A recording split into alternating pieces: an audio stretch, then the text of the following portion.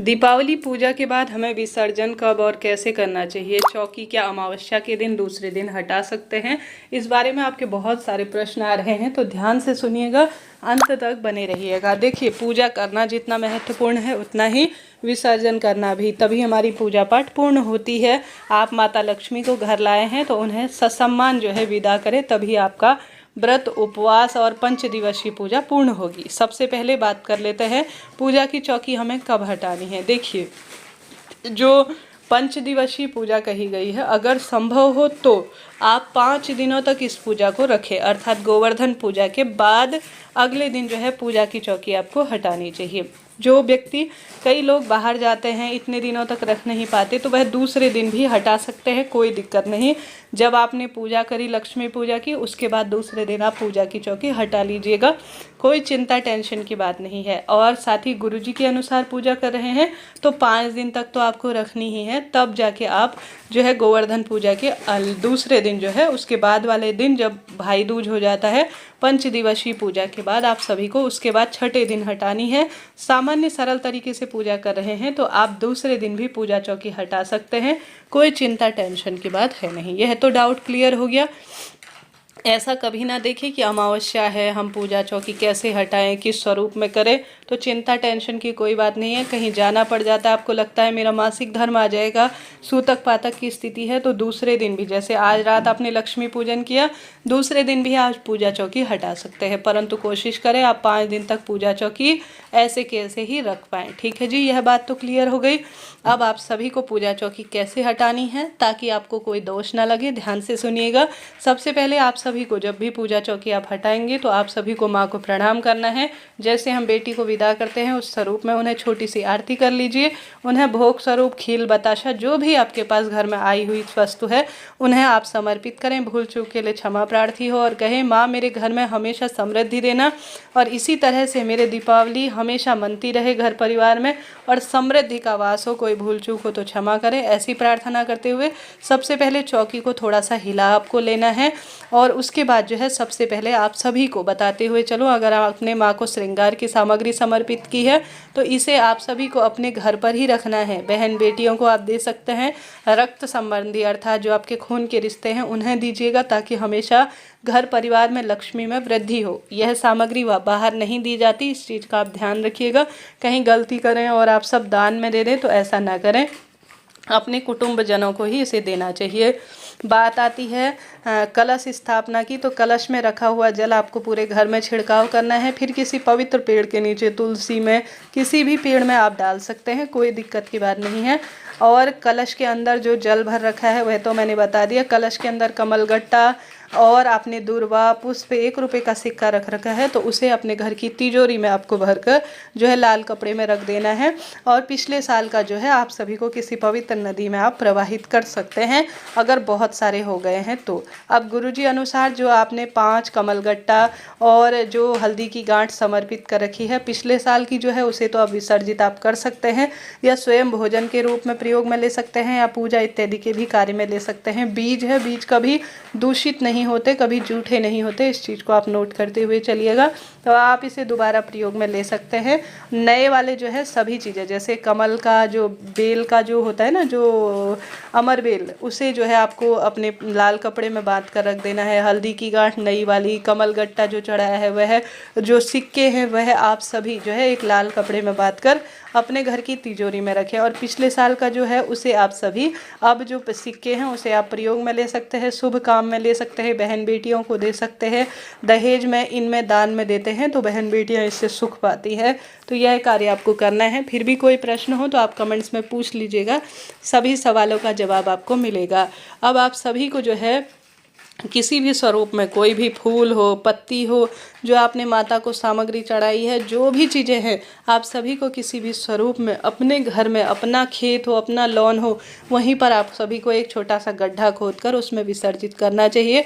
कभी भी यह गलती ना करें कि इसे कहीं भी ऐसे वैसी जगह फेंक दे रहे हैं, नदी में विसर्जित कर दे रहे हैं तो नदी दूषित होती है, तो इसका दोष लगता है। पीपल वृक्ष के नीचे रखते हैं या इन स्थानों पर रखते हैं तो इसमें भी दोष है, क्योंकि वहाँ पर जो है यह उड़ती फिरती हैं, पैरों में आती हैं, तो इसका भी अपने आप में दोष कहा गया है। तो अपने घर का गमला हो या अपने घर में कोई खाली स्थान है, अपना प्लॉट है, तो एक छोटा सा गड्ढा खोदें, उस स्थान पर फूल, चढ़ाई हुई पत्तियाँ, इतने दिनों में जो भी आपने सामग्री माँ को समर्पित कर रखी है, एक गड्ढा खोदकर आप दाब दीजिए। उसके बाद बारी आती है मूर्ति की। जैसे कई क्षेत्रों में तो रोज हर साल नई मूर्ति लाई जाती है और बाद में उन्हें अंतिम दिन विसर्जित किया जाता है, तो आप उस अनुसार भी कर सकते हैं। नहीं तो हर साल जो है मूर्ति विसर्जित नहीं करते तो नई मूर्ति अपने पूजा स्थल पर रखें, पुरानी मूर्ति को आप विसर्जित कर दीजिए। ठीक है, यह बात हो गई। और आप सभी अगर मूर्ति प्रतिमा लाए हैं तो उन्हें कभी विसर्जित नहीं किया जाता। अलग अलग क्षेत्रों की धारणाएं। हमारे घर परिवार में तो हमेशा जो लक्ष्मी पूजन में लाई गई सामग्री होती है उसे अपने पास अपने घर के मंदिर में रखा जाता है, उसे जो है विसर्जित करना शुभ नहीं माना जाता। आप अपने क्षेत्र के अनुसार कीजिएगा। पूजा में कलश में रखा हुआ नारियल आप 3 तरह से प्रयोग में ले सकते हैं। आप इसे प्रसाद स्वरूप भी ग्रहण कर सकते हैं तोड़कर दूसरे दिन। ध्यान रहे, महिलाएं प्रसाद के रूप में नारियल नहीं तोड़ती हैं, कोई भी फल नहीं तोड़ती हैं, इस चीज़ का ध्यान रखें। दूसरा, आप अपने घर की तिजोरी में रख सकती हैं, इसे लाल कपड़े में बांधकर पुराना वाला विसर्जित कर दीजिए, या दुकान इत्यादि के स्थान पर इसे रख सकते हैं लाल कपड़े में बांधकर, या आप जो है इसे अपने घर के मंदिर में भी पूजा स्वरूप में रख सकते हैं। लक्ष्मी स्वरूपा है, अपने आप में अभिमंत्रित है, पिछले साल का विसर्जित कर दीजिए और उसके स्थान पर नया आप सभी रख लीजिए। बात आती है गोमती चक्र और कमलगट्टा जो आपने माँ को भोग स्वरूप समर्पित कर रखे हैं। आप इस तरह से इसकी धन पोटली बना लीजिए और इसे अपनी तिजोरी में रख लीजिए। धन पोटली कैसे अभिमंत्रित की जाती है और कैसे इसे तिजोरी में रखा जाता है, क्या इसका विधान है, मैंने आपको विस्तार से बताया है। कृपया आप देखिए, कमेंट्स में मैंने वह वीडियो दे रखा है जिसमें मैंने धन पोटली आपको बनाकर दिखा रखी है। बात आती है ज्वारे, जो आपने ये जो पंचधान्य सप्तधान्य चढ़ा रखा है, इसका क्या करें। तो आप सभी को यह सप्तधान्य या पंचधान्य जो भी आप इसे कहना चाहते हैं, इसे अपने घर में आपको भोजन के रूप में प्रयोग लेना है, अपने भंडार गृह में रख लेना है। बात आती है धनिया की, तो धनिया क्या करना है, धनिया आप सभी को विशेष तौर पर थोड़ा अपने घर के गमले में बो देना है और थोड़ा अपने भोजन में प्रयोग में लेना है, थोड़ा अपनी तिजोरी में जो आपने धन पोटली बनाई है उसमें रखना है। और यह बहुत शुभ माना जाता है। धनिया अपने घर पर ही रखें, बहुत सुंदर स्वरूप में इसका आभास होता है। तो धनिया बाहर नहीं फेंकना, अपने घर पर ही रखना है, बहुत श्रेष्ठ और शुभ होता है। तो इस तरह से यह सामग्री की मैंने आपको जानकारी दे दी। और जो यह कपड़ा है, यह चौकी है, यह दोबारा काम आएगी, धोकर इसका प्रयोग अपने घर पर करें। पान का पत्ता माँ को भोग लगा रखा है तो आप सभी इसे प्रसाद स्वरूप ग्रहण करें। हमेशा पूजा में रखा गया प्रसाद 1-1.5 घंटे के भीतर ही हटा लिया जाता है और कहा जाता है उसे जो है प्रसाद स्वरूप आपको 1-1.5 घंटे के भीतर ही, ज़्यादा से ज़्यादा 15-20 मिनट रखना चाहिए, नहीं तो अमावस्या की रात्रि नकारात्मक ऊर्जाएं उसमें अपना घर करती हैं और यह पूजा पाठ के फल को खंडित करता है। तो इस चीज़ को आप ध्यान रखिएगा, तभी आपकी पूजा परिपूर्ण होगी। आशा है, उम्मीद है मैंने आपके सभी प्रश्नों का जवाब दिया है। और साथ ही फिर भी कोई प्रश्न हो तो आप पूछ लीजिएगा। फिर भी मैं आपसे कहना चाहूँगी कि आप सभी जितना संभव हो माँ लक्ष्मी से जुड़ी हुई चीज़ें अपने पास सहेज के रखें। गुरुजी अनुसार जो पूजा कराई है वह सिक्के हो गए, कमल गट्टा हो गया, अमरबेल के टुकड़े हो गए, माता को चढ़ाए हुए पीले चावल हो गए, उनमें से थोड़ा थोड़ा अंश अपनी तिजोरी में रखें और पुराना वाला अपना काम कर चुका है और उसे आप प्रयोग में ले लीजिएगा। ठीक है जी, यह बात हो गई।